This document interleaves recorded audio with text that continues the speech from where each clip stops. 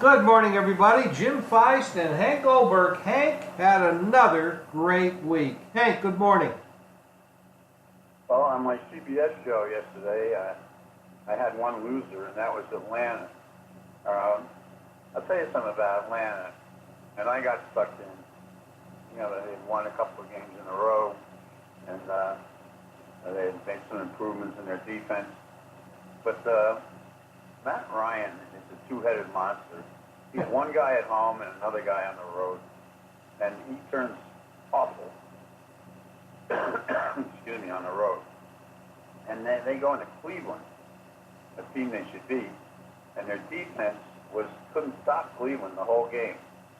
Their defense is really poor, and on the road they can't play.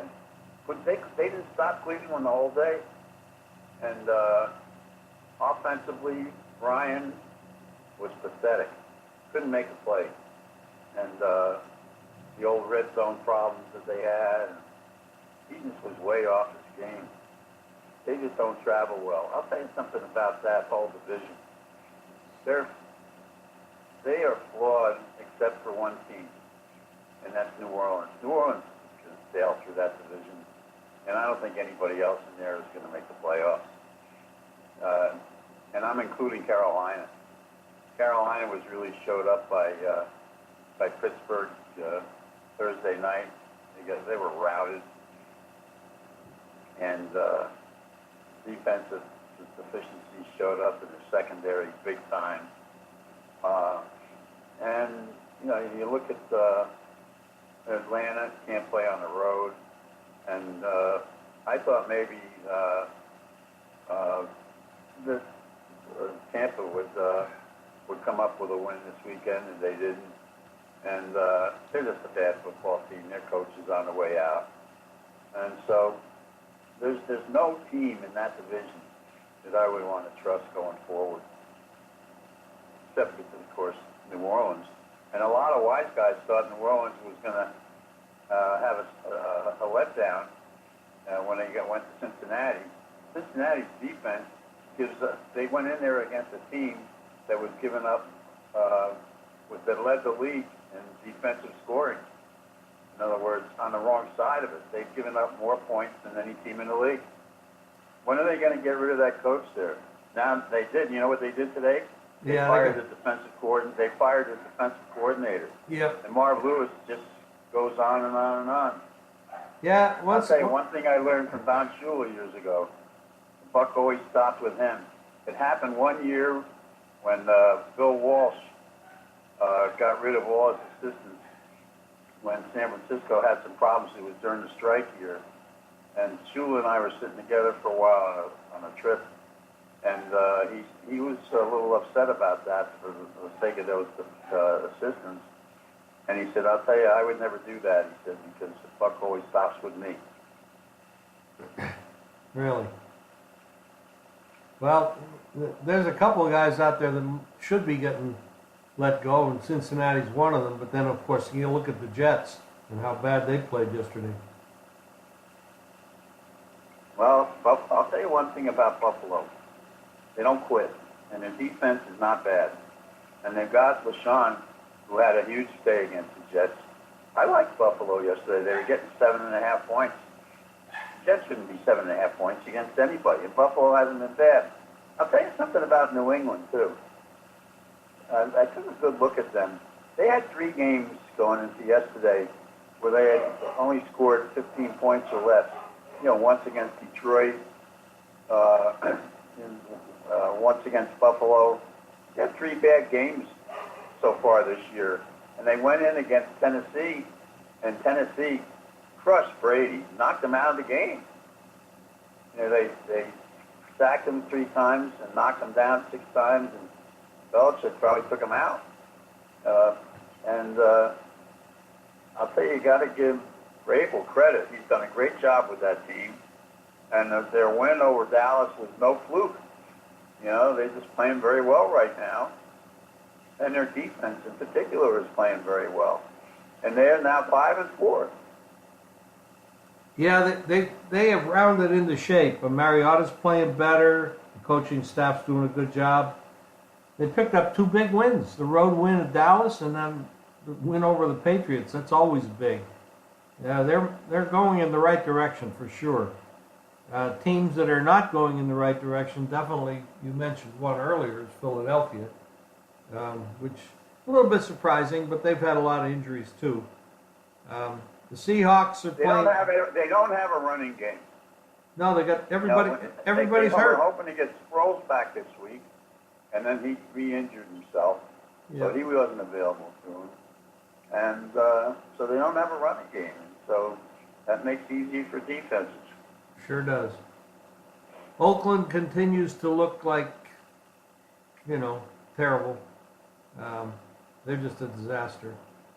Kansas City played a kind of a flat game yesterday. They didn't play well at all.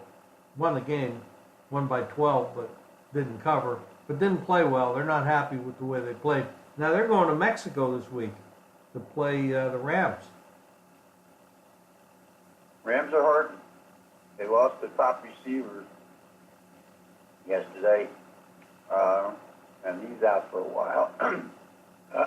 Excuse me, and they're going to have trouble matching up against Kansas City's passing game because Talib is out, and their other cornerback, he's not playing well at all. And I think the Rams got a little bit of a problem. Their pass rush is amazing with Sue and Darnold and Fowler. I mean, that is an amazing group. Very difficult. If you have to hold on to the ball for any more than a second and a half, 2 seconds, you're done. They get to you. Well, look at what New Orleans did to them. Well, New Orleans, that's at the other end of the spectrum, and they're playing about as well as anybody has for a long time. Well, Kansas City's offense is pretty much unstoppable. They have been. Saying that the Rams are going to have trouble keeping up with them. Well, I see that as being a high-scoring game. The total in the game is going to be amazingly high, in the 60s. I mean, when was the last time you saw a total in NFL in the 60s? But it's going to be enormously high. It was the other day when the Rams played New Orleans. Well, you're going to see it here. I'd say 63 to 65 is going to be the number. Of course, they're playing at altitude. I don't know how much effect that'll be. That is pretty high up there in Mexico City. The Colts continue to do well, and the Jaguars now, I think they've lost 6 in a row or five in a row, something like that. They were competitive. It was close. Well, they came back. Indianapolis had a big lead in the game, and Jacksonville came back and had it close. And then they had an controversial fumble call that sealed the game for Indianapolis. They were a little bit lucky. Yeah, I saw that. That really helped the Colts quite a bit. I'm not sure they'd have won the game without that call. Miami continues to be, just as you said, they're terrible, awful. The Packers beat them and covered, but Green Bay doesn't look like what Green Bay used to look like. It's all Aaron Rodgers. I mean, this is one guy.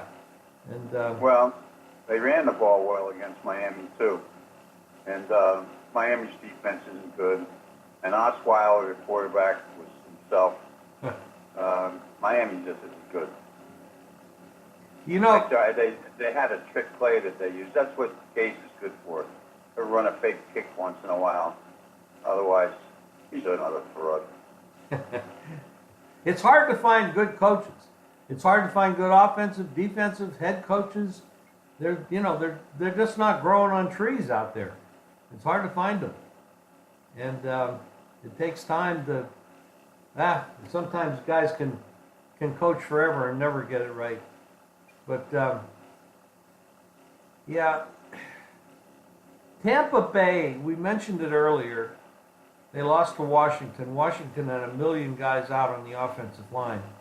They didn't do much as far as offensively, but Tampa Bay, this is an amazing statistic. They had 501 yards in offense and scored 3 points. That's absolutely incredible. Yeah, I thought their quarterback would do something against Washington with all those injuries. It didn't happen. Well, he had 500 yards. That's pretty damn good. It's just the turnovers, fumbles. They lost 2 fumbles, fumbled it 4 times. They had 2 interceptions.